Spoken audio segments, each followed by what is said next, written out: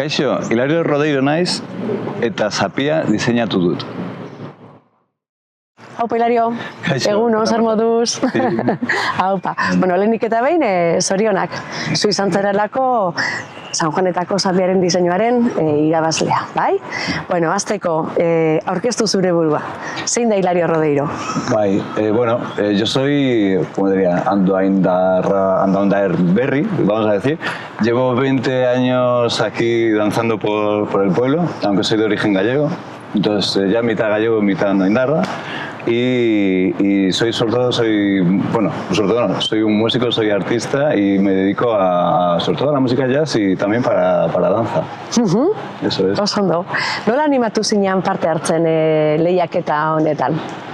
Bai, principalmente esto es gracias por mi mujer, o sea, por Meiras, que me animó muchísimo, ella fue un poco la que me empujó a hacer el diseño.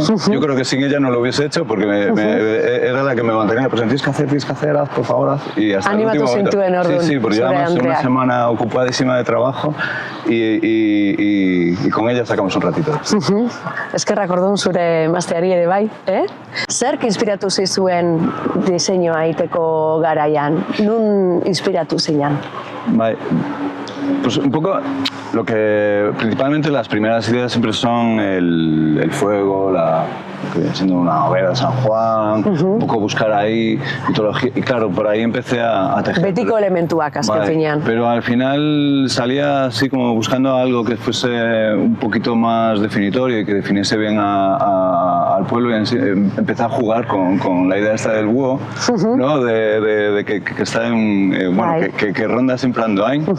Diseñoak trukoa dauka, ¿ves? Bai. Y al final, bueno, o sea, tuve que hacer, los bocetos eran de la risa porque me costó mucho ver al final sí que con mi imaginación fui capaz de verlo y después aplicarme técnicamente para poder conseguir esto.